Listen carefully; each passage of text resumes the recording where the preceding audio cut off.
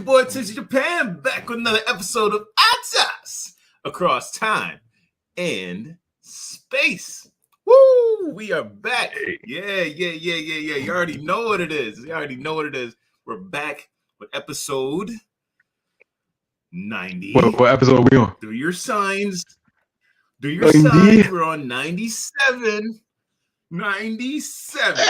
All right, that was easy. Right?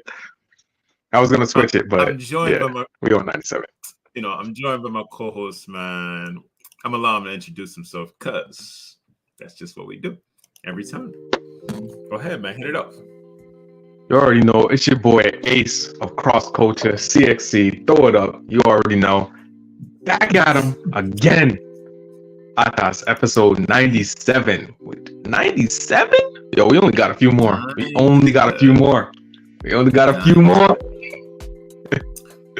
Bro, like, is it me, or are the numbers like between 92 to 99?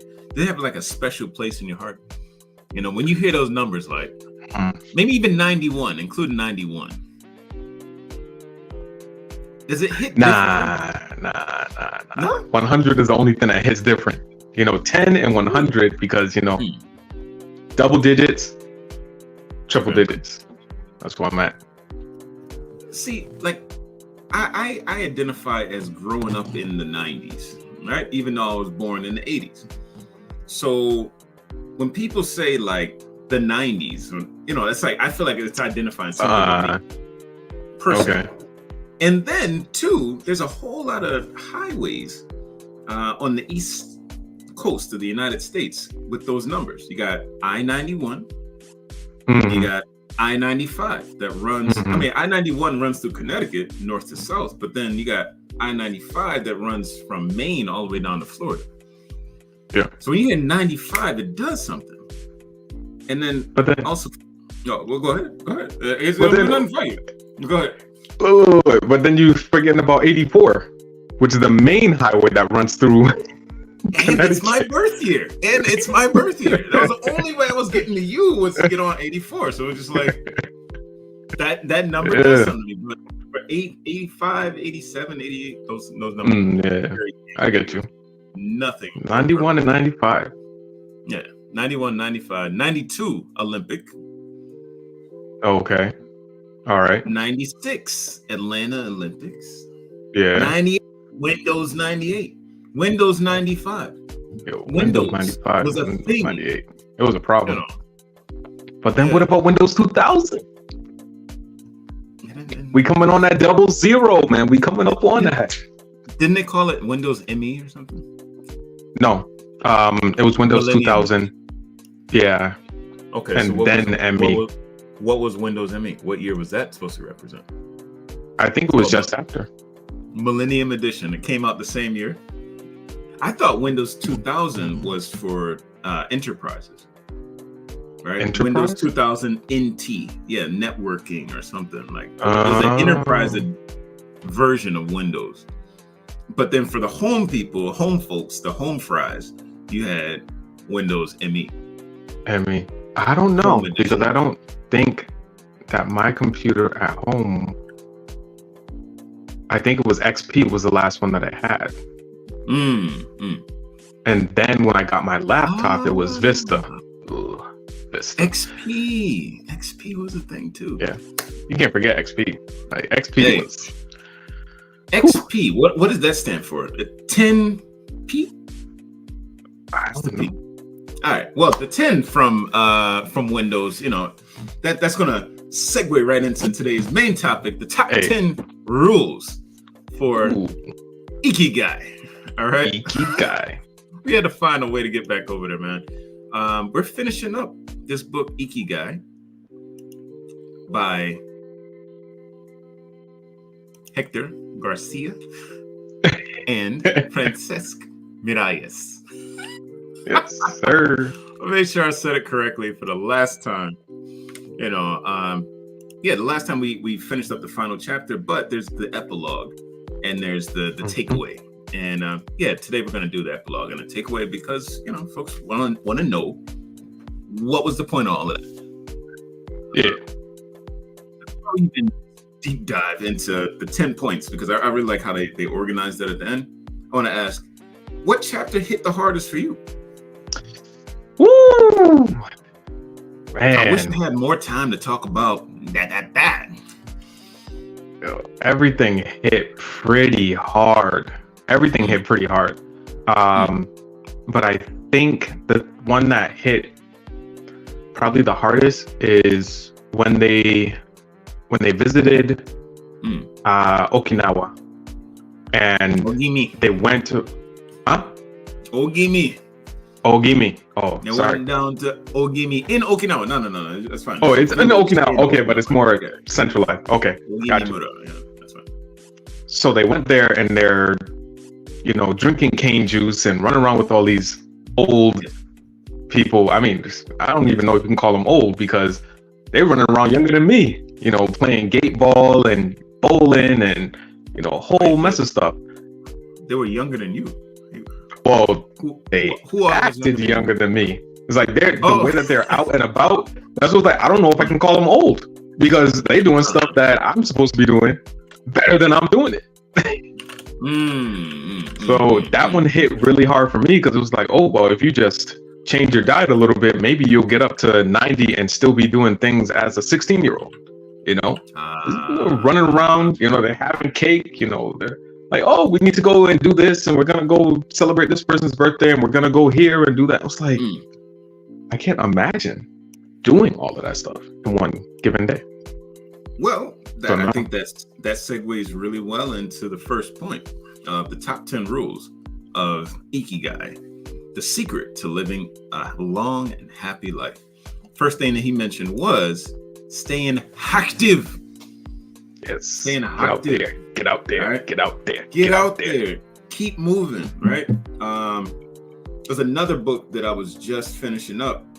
Was that a book? No, it was a podcast by this black doctor, nutritionist, athlete, and he was saying maybe the third most important thing that you need to do to lose weight and to stay in shape is just walk. Get your 10,000 steps. And folks have been doing the 10,000 step thing, but if you got to break that down, it's like, man, 10,000 steps, that's going to take a long time. No, walk for 10 minutes. And that's 1,000. If you just walk for 10 minutes, that's roughly 1,000 steps. All right. So if you want to get to 10,000, you're gonna be walking all day. But as you say, all right, just take a 10-minute break and just walk for that, or take a 15-minute break, walk for 10 of it, and then chill out, have something to drink, or have some water, and get back to work. Minor, right? It's that simple. Chill. Red Faction? Hold on. Is that? Wow. I never played it, but I know that you have. Yeah. I think I own it now though, so I might have to visit that. Okay. So, I mean, as we hit these 10 rules, I want you to self-evaluate. And audience, I want you to self-evaluate. Ooh. Are you already doing these things? Right now, we're hitting number 1. All right. Staying active. Okay. Moving on to number 2. Take it slow. Take it slow. Take it slow. When do you find in your lifestyle, your current lifestyle, that you intentionally, are there times where you intentionally take it slow? And keep it PG-13. Because my audience is sensitive. They so chill out. Yo, ain't nobody even say nothing like that. I'm just saying in advance. Chill. You already know I keep it. Yo, you forgot where I came from? CXC, man. We keep it rated G for everybody. G, okay. PG-13, man. Yes and no. Okay. Yes and no. There's times that I do intentionally slow down. If I feel frustrated with a problem that I'm trying to solve, I'll just, okay, this problem isn't going to break me, and it's not going to be the end of the world if I don't solve it right this second. Yes. So either I need to chill out, or I need to take a break and come back to it. So some people who have had the pleasure to see me customize controllers on this channel, or well, on my channel, on CrossXCulture, notice that the first time that I did it, it took like over an hour. And in that over an hour, I literally had to take a break. I was like, you know what? Let me make sure I'm doing this right. I pulled up a YouTube channel real quick. I was like, all right, let me look. Let me make sure that everything is going all right. There's nothing wrong with taking a little slow, because it is always better, or it is always better to measure twice and cut once. Before you get to the cutting portion, you know, okay, this is something that I can still go back from. Let me make sure I do my calculations twice, because once you cut, make the cut. You can't go back from the cut. You can try to mend the cut. You can try to rejoin pieces or try to mend the issue that came out of. But if you're calculating, you can do that as many times as you want before you go to the point of no return. Just saying. And the cut is the point of no return. You know, in Japan, we actually got a word for that. We got a word for that, and it's from a Chinese poem, as most Yojijukugo are. 4-letter words. All right. Wait. Say that again.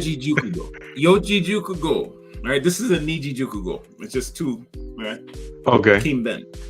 All right. But like those 4-letter words, 4 kanji concepts, are mostly from Chinese poetry. But it's so much wisdom just like locked into it, right? So the one that came to mind when you said that was Jukuryo Danko. Jukuryo Danko. So Jukuryo Danko. Yeah, Juku is like mature, right? To do something until it becomes very mature or ripe, right? So a Jukujo is a ripe woman, right? Oh, chill. PG-13. Hold on. That's Jukujo. Now, Jukuryo is considering or thinking about deeply. Omon pakaru, right? So Jukuryo is, you know, think until the idea has reached its maturity. It's not just a brand new thing that just like pops into your mind. It's not, we would say half-baked. It's not half-baked. It's fully baked and ready to go, all right? Jukuryo and then Danko. Danko is make that movement. Like ko is go, ikimasu, right? And dan is like straight across. Right? Odan hodo is a cross, like the crossroads of a street, you know, or a crosswalk.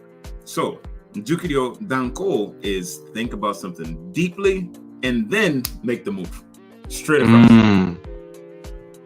That's serious. That's what you're describing, though. Yeah, exactly. Like, all right, what am but I it's doing? It sounds way crazier in Japanese. There's only one word. It's like, oh. Yeah, it's like effective language. I love it. Yeah. It is very. It's I don't want to say it's an effective language, but it's an old language. I'll give it that much. All right, so now we've Jukuryo about this point. Let's go on to the next one. We moved out of taking it slow. I see you putting something in your mouth there. What are you drinking? Oh. You already know, man. Come on. Yeah, you're supposed to take a sip after you do that. Don't just fan the person. Thank you. All right. I mean, but I already took a sip. And you like, have another, and don't fill your stomach. That was an important point number 3 from this book. Yo, don't fill your stomach. Harahachi bun me. Harahachi bun me. Tell me about it. That's bad for me, man. Look, you eat till you're full. I eat till I'm full. And I don't think it happened as much until I became vegetarian. You started just wilding out after you became a vegetarian. It's like, it's because the protein that you eat Animal protein is harder for your body to break down, so it's going to stay in your system longer. But I was eating like the same type of portions as when I ate meat as a vegetarian, and it wasn't filling. Like a couple hours after, I'd be hungry again, like really hungry. It's like, so it's like, okay, well, I guess I got to eat another little snack before dinner. Okay, well, after dinner, you know, before I go to bed, now I'm still hungry. Like, so that's, yeah. So, I mean, what do you do about that then? Because you're never gonna let your gut rest. Yeah. So what I've started doing is I won't make it so that I'm like starving myself. I will not do that. But I will have things that have more fiber, because the fiber is a little harder to break down. So tofu is easy for your body to break down. Killer tofu is real easy for your body to break down. Real easy to break down. So if you have like a cucumber salad on the side, you know, like cucumber that has a lot of fiber in it, whether it be digestible fiber or non-digestible fiber, you need both, because the non-digestible fiber. Yeah. What? A cucumber. That's yeah. You know, every time you say cucumber, you're supposed to say it the way you say cucumber. Cucumber. Yeah. I ain't gonna let you forget about that. All right, but go ahead. Yeah. No, I had one this morning, bro. Yeah. I got one in the fridge right now. I'm probably gonna hit that after the show. I got 3 in the fridge because of this book. Look, if this book has hit you, like, and you actually doing something different in your daily life, let us know in the comment section. Please, that's the point, right? We want you to live a longer, happier life. Enjoy your ikigai, man. All right, and there's all these different important points, but I want you to pick one up, run with it. Let us know if it was dumb, so we don't do it too. But if it works for you, go ahead and share that. That. Let us know. All right. So we got cucumbers. You eat cucumber. I'm eating cucumber. We're throwing back cucumbers like it's nothing. Why? What does it do? Because that it will. First off, it'll keep you full. The fiber will keep you full, but it'll also curb your appetite for sweet things. Or if you still have a sweet tooth like I do, the fiber will counteract some of that sugar, or even if it's fruit sugar, because, well, fruit sugar is usually not as bad if you're eating the whole fruit. I don't really like the idea of juicing, because then all the fiber is left behind. But, you know, smoothies, love those, because you're getting the whole fruit. It's just blend up, and then you drink that. Is it really okay, smoothies, though? Because, all right, very recently we're looking at fiber, right? Dietary fiber. And what the person was saying, this is interesting doctor. She's on YouTube. I forgot her name, but she kind of has an accent, like South American accent. It's very, very pretty. All right. And what she was saying, this very pretty lady was saying that look at broccoli, right? Look at broccoli. You can see clearly that it has lots of fiber. It has shape. Fiber is this thing that it takes on shape, right? And if it's broken down so much that it doesn't have that shape anymore, then you've already broken down the fiber too. Okay, but does that mean that the fiber isn't there? That it's not, or that it's pre-digested, or that it's pre-digested. Because that's already, the thing. Yeah. If it's already pre-digested, then is it doing what it needs to do in your body when you go and now drinking this digested slurpy slurp?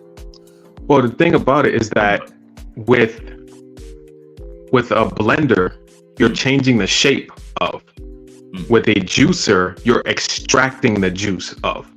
And then like when you have a juicer, it literally all that pulp is left behind. That's why I'm like, I can't really get behind, you know, juicing unless they're don't get me wrong, there are some people that don't throw that out. They'll like juice apples and then they'll say, okay, well, this is gonna be for apple pancakes. I'm gonna use it and actually eat it.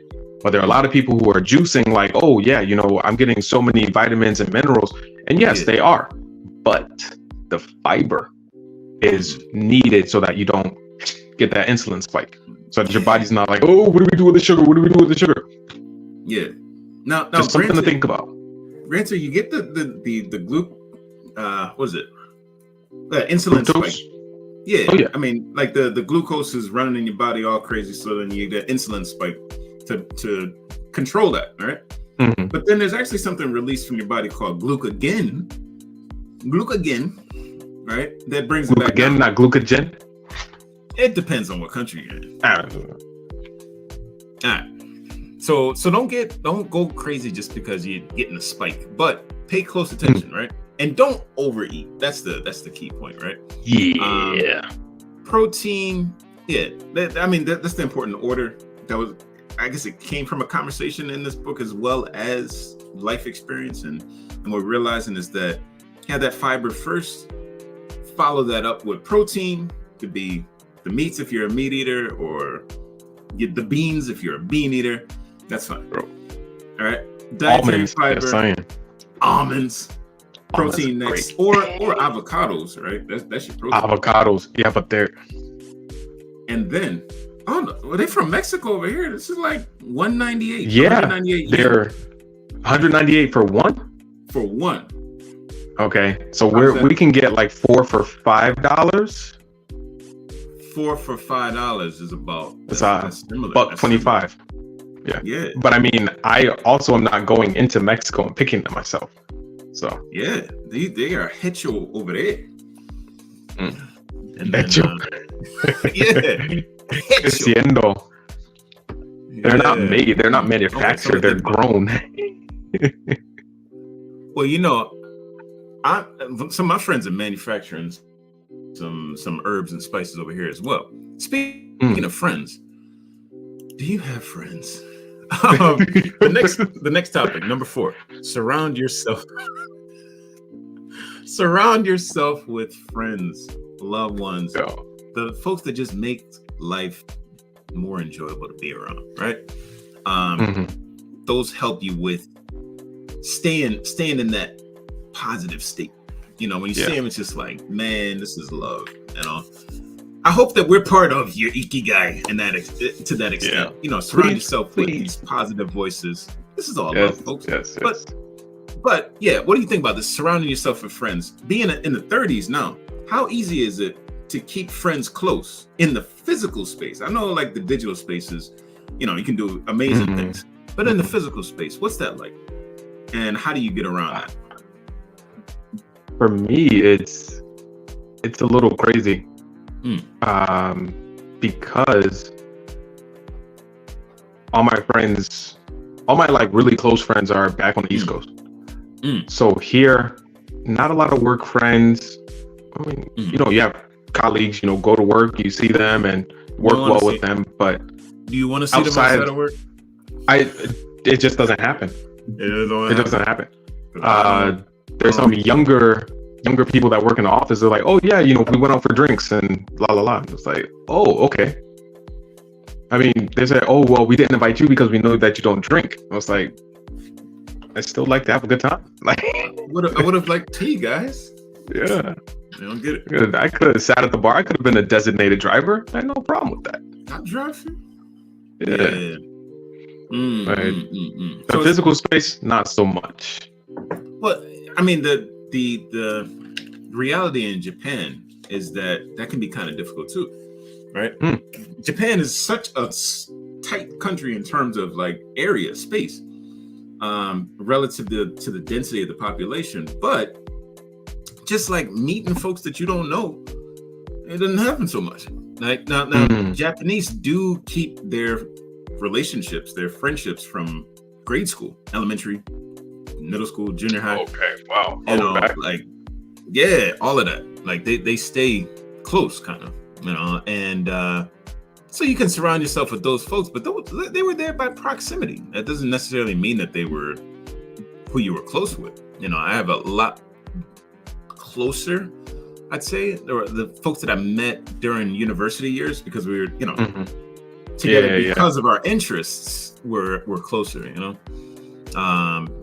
but yeah, they ain't none of them over here at this point. So yeah, surrounding yourself with friends, cultivating new relationships. it can kind of feel like, the teenage years, like, but smarter, right? Like you actually have to decide to call the person up, say, hey, somebody at church did that for me today, though. He was like, what's his name? Mr. Sano, I think. I'm not saying his whole government, but I'll say Mr. Sano. He was just like, Douglas son, we just talked 2 weeks ago. Yeah, how are you? Yeah, I'm good. Hey, where are you from? I'm from Connecticut. You don't know where Connecticut is, I'm pretty sure. So let's go ahead and have a conversation. That's how we kind of got a little bit behind the day, because Mr. Sano was cultivating friendship. And we about the same age. He got married 7 years ago. I got married 5 years ago, right? He lives that way. I live this way. But we both take a bike to church. Church relationships, you're surrounding yourself with other folks that are like-minded in that sense. They ain't got to be the priest, they ain't got to be up there on the altar all the time, but everybody got a little testimony, you know what I mean? Definitely. So yeah, if you're looking to connect with folks, that's another place to start. I'm not saying that church is there for the social element, but love thy brother as thyself. If you don't even want to base organization is only going to help. The idea of spiritual wellness isn't just inside the church. It's knowing that you're not the only person, that you're not the center of the universe. So surround yourself with friends like that, not the toxic ones. Get those out. That's important.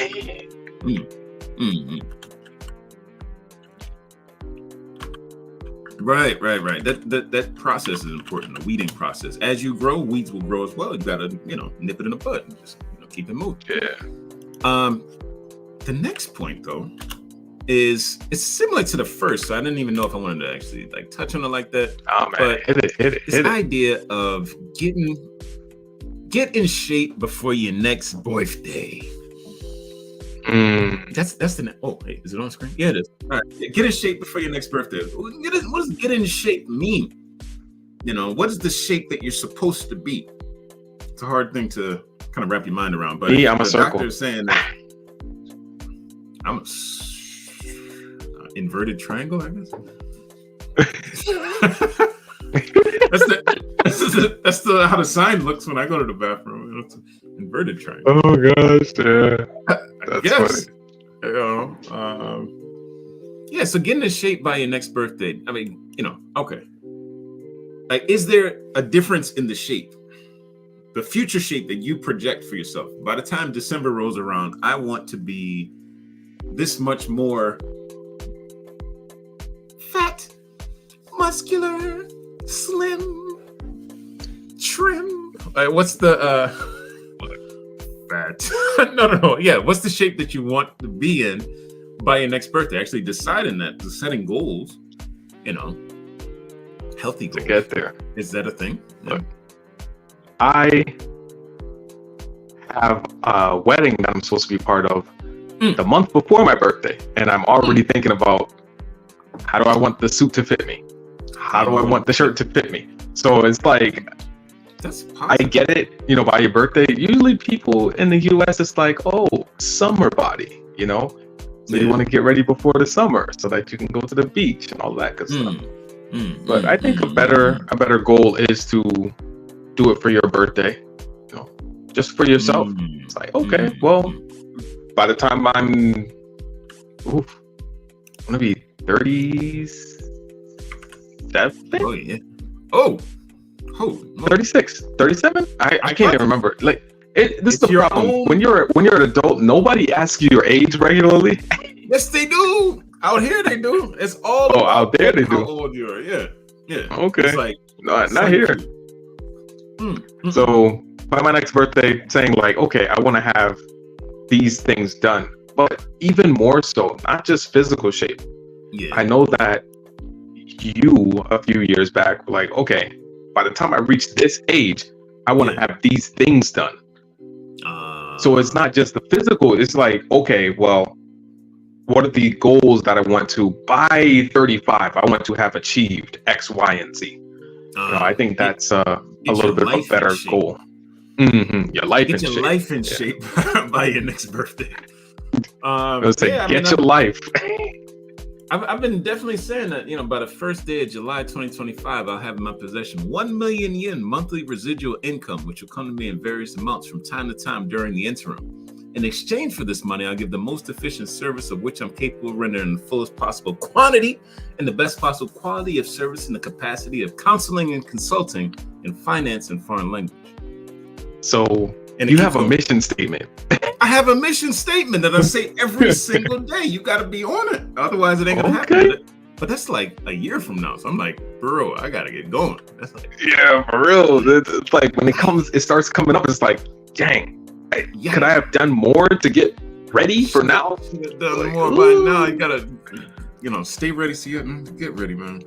Oh well. Speaking of,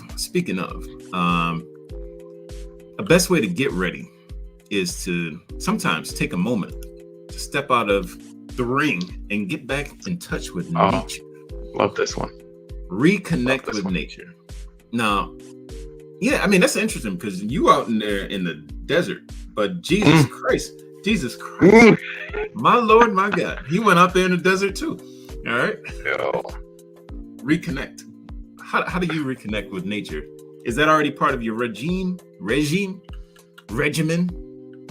Reggie? It's Reggie. Chill. Go ahead. From the Bronx to the head. No. It's harder out here. It's something that I used to do regularly back on the East Coast. Just go for a nature walk. Period. Something that I can do if I go up to like San Diego. But where I am now, we're talking about 100, 117 degrees. 117 degrees. 10 o'clock in the morning, it's already 95 degrees. So going outside and reconnecting with nature is not something that people do in the summer. And if they do, they travel to do it. They do not stay here. So it's gotten a little bit more difficult, but I still do enjoy camping. I'm going on a camping trip in August. For those Adventists out there, the International Pathfinder Campery in Gillette, Wyoming. Yes, I'm going to be there. If you're watching and you're there, hit me up. It'd be nice to meet you guys. But it is a week-long camping trip. It's in August. When is this week-long camping trip? In August? It's in August. I think it's August 5th through 10th, something like that. So it's the whole world of Pathfinders are invited. So you get people from Jamaica, you get people from the US, you get people from Japan, you get people from Korea, China, all over.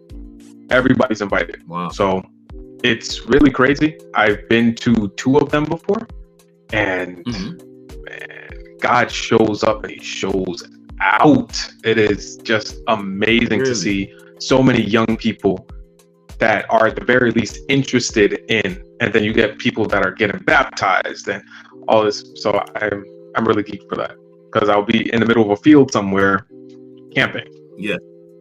Come by here, my Lord. Yes, sing Kumbaya. Do you guys sing Kumbaya? No, we don't sing Kumbaya. Oh, why? I like that song.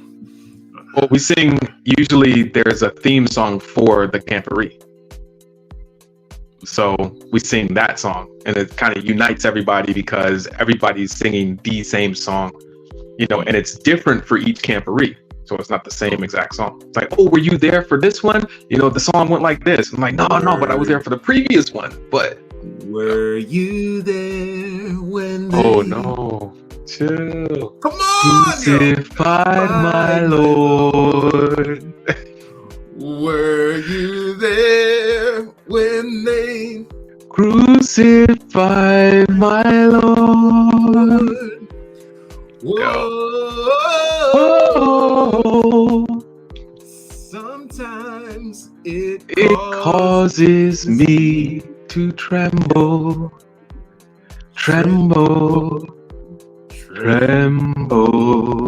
All right. Sometimes it gotta go down like that. All right. Sometimes it gotta go down like that. All right. All right. You said, were you there? Woo. All right. Were you there? Giving thanks. I think my numbers are all kinds of messed up. But look, no. You're gonna go back. Okay, yeah. We're good. Number 8. Giving thanks. Give thanks. Did we skip 7? We're gonna get back to 7. I like. Okay, we're gonna get back to the. Okay, I hear you. All right. But it was giving thanks. He said to ancestors, nature, family, friends. Just give thanks. A gratitude practice. Do you have a gratitude practice? Do you give thanks to yourself? Who do you give thanks to the most? That's the question. Give thanks with a grateful heart. Give thanks to the Holy One. Yo, you got me in a singing mood. It's Sunday. It's about to be Sunday. It is Sabbath or coming out of the Sabbath for me. So I was just in church and I was playing the drums and singing at the same time. They had me doing this thing, man. So who do I give thanks to? I try to give thanks to anybody I can. Of course I give thanks to God, but anything that somebody does, I try to make sure that it is known that I appreciate the effort that I have put forth. Known by whom? By whomever. So if my daughter gives me something, I'm just like, thank you. I appreciate this. Thank you. Thank you for doing what I said. Thank you. I appreciate it. If somebody gives me something at work, thanks. I appreciate this because it's, to me, something that needs to go forward. I don't want anybody to feel that their effort was just, whatever. In vain. Oh, yeah. And I think it started during COVID. I was doing a lot of over the phone interviews, and somebody started saying, "Oh, I appreciate you doing this for me. I appreciate," and it was in their verbiage. And then I noticed that other people started doing it too. It's like, this is strange. Like, this kid is catching on like this, but I like it. So I took that on. It's like, okay, I appreciate, not just thank you, but I appreciate you bringing this to me. I appreciate you bringing this to my attention. I appreciate that you're giving me this opportunity. And now you're doing something right there. I just want to make sure I acknowledge that. I see you, what you're doing. I see you. It might have been Avatar that did that. I see you. But you were saying that. No. We can't give that to Avatar. We can't give that to Avatar. That was huge in the Black community. And the reason why it's huge in the Black community is because of slavery. In my opinion. Because I haven't done the research on it. Because back in the day, slaves were seen as cattle, chattel. Yes, chattel. No, not chattel. Cattle. Like, this is a field working instrument. Yeah. But when you say to another Black person, "Oh, I see you," it's like, whoa, I must be doing something right. I'm being acknowledged. I'm not just a piece of furniture. I'm not just a plow sitting in the corner. It's like, oh, I see you, man, I see you. Or you get the worst one. It's like, oh, all right, I see you. Oh yeah, that's what I'm saying. Like, depending on you can get it both ways. You know what I mean? Yeah. It's like, I see you. Oh. But you want to see me? Do you want to see me? See me in a fair one. Like, yeah. Too many negative situations that I see, but I mean, yeah, you got. If you see somebody with like the newest Jordans on and they matching head to toe, like, oh, all right, I see you. Yeah. That recognition. Game recognized game, and you're looking familiar right now. You're looking familiar now, man. So when you say I see you, and you giving that person recognition, what I was actually recognizing in what you were saying was that you being very specific about what it is that you're thanking them for, what it is that you see them for having done. Yeah. Not just I see you or thanks. Because you could just throw thanks at somebody. Thanks for what? Oh, okay. You see exactly what are you saying thank you for? With the wife? What are you saying sorry for? I want to hear the whole thing. Yeah. Wow, that's a big one. Sorry. Say sorry. Band-Aid. Sorry. Bye. Yeah. You got a broken arm? Band-Aid. Like, okay. All right.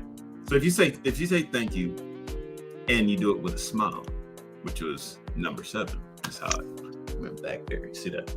You do it with a smile. Why did you freeze there? Okay, no, that was good. I had to freeze it. That was a good freeze frame. Okay. But smiling was actually, it has so many benefits, right?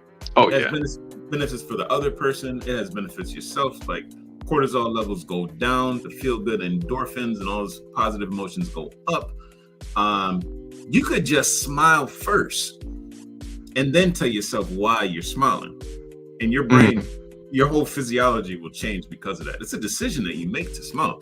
Although smiling itself is a reactionary thing that's built into our DNA, it's on a very deep level, because you even see like our relatives, but other folks in the animal industry, in animal kingdom, industry. Primates, Gotta make some animals. The primates, they up there smiling at each other, show the teeth, but it's not like, all right, I'm looking to attack you. It's just like, okay, I'm showing my teeth, you're showing your teeth.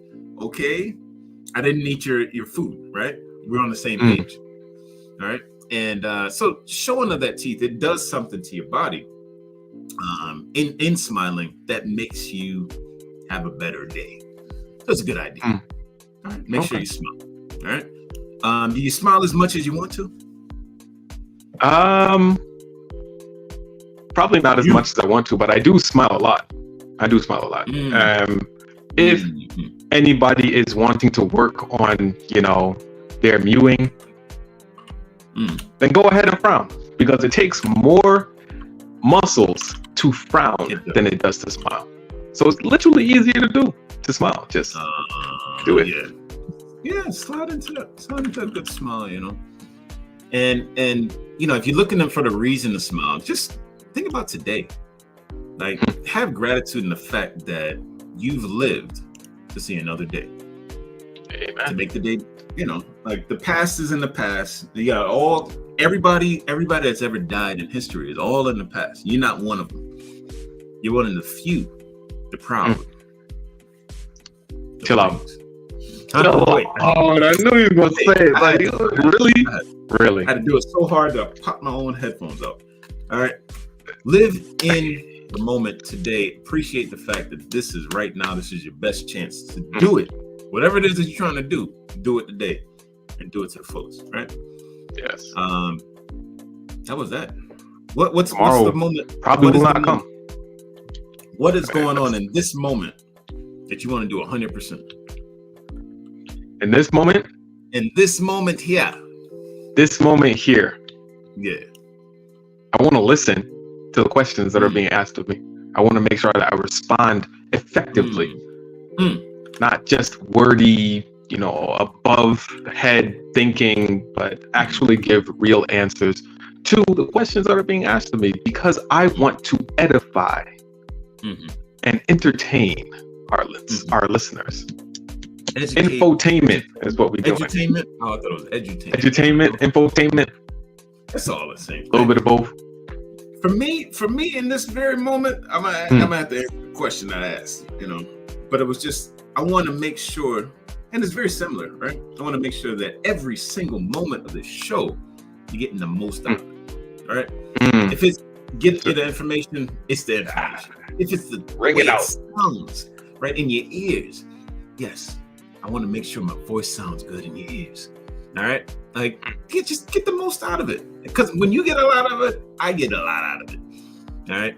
Yeah. I want to make sure my Northeast Connecticut accent comes across clearly, right? I don't even know what that means, but if you from around the way, right? It feels good in you. And finally, the last point. Not finally, because we're gonna go back to number 7, right? We did. That was smile, bro. Smile. Okay. Oh, my bad. Right. Number 10. Follow your Ikigai. Follow your Ikigai. Now, if you haven't found your Ikigai yet, then Viktor Frankl will say that it's your task to find out what that is. It's that one thing that people can't take away from you. Even if you find yourself in a concentration camp and they killing everybody what they can't take away from you is your individual spark to do that thing that you have a passion for, that you were placed here for. And once you find out what that is, you go for it 100%. All right, take it to the nth degree. 100%. Yeah. That's what we were talking about. I think we were talking about it on show. Buddhists, find your way and do it 100%. Whatever your way to enlightenment is, 100%. Period.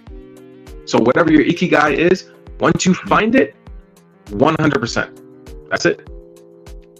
Lock on to it. Yeah. And don't retire. Don't retire. Yeah. Don't retire. Yeah.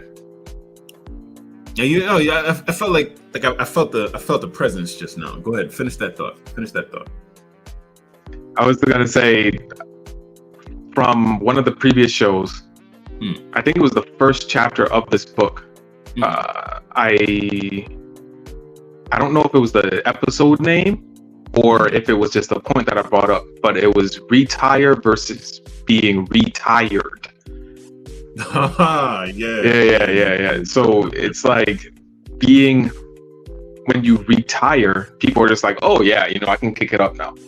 But these people in the book, these centenarians, are retired. They are tiring themselves each day because they're still working, even in their 80s, 90s, over 100.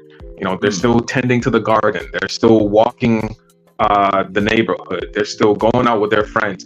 And it's a point of the work-life balance is a little bit better, but there's still work to do. Right. They're not just saying, oh, I have an extended vacation now. Not saying that you don't travel, you don't maybe see to some of those passion projects that were put on hold. Definitely do those. But it's not all fun just because you're retired. Go out, maybe run a marathon, do those things that you put on hold for so long because of the workforce, especially in America. Plan a victory garden, try to diminish your carbon footprint before it just overtakes you. Yeah. Plant a couple of tomatoes. Why not? Yeah, I mean, I really like that gardening piece, because you tilling the ground. It's the same ground that we came out of. The same ground that you have to go into. You're just making something that tastes a little better and goes inside somebody's mouth. It could be your own, it could be your friend's, right? Oh, I made some pachi. I got some cilantro growing over there. I like to share it with you, but you're not close enough. Maybe some of you aren't. Others, if you'd like to get some cilantro, or if you'd like to get some of this good food, what we've been thinking about going forward is opening up the show a little bit to more voices, right? So if you'd like to be the third wheel in this the third ring in this three ring circus, I mean, it's currently there you go. If you'd like to be, another part of the attraction, reach out to us. I would like to reach out to you. And as I said, from episode 101, things about to really blow up. Yeah, it's gonna ramp up. We're gonna ramp it up. So, stick along for the ride. If you just want to stay on the sidelines, that's cool too. But if you'd like to talk, if you'd like to chat with us, all right, live, you can tell your friends, hey, I was part of a podcast. They had me on as a tryout. We don't have any problem with that. And no strings attached. I mean, you might get a recommendation from us, that thing, right? But you actually get that time out there on the internet. And it's not like, all right, this is not like a paid promotion, right? At this point, it's an internship. You can intern with us for a while. And, and talk, discuss the topics. We're thinking about the next book, so it'd be a pleasure to have more voices on that as well. Let us know. Hit us up in the comment section. If that sparks something for you, then go ahead and check us out. It's your boy TPC Japan. And get yourself a pen and pad. Send us a letter. So where? Right? Desk. Send it to my desk. Because that's what it is. Ace, hit it off, man. No. You already know. Thanks for joining us tonight or today or wherever you are or wherever you have found us, however you have found us. Until next time, stay prayed up. Be blessed. Nee.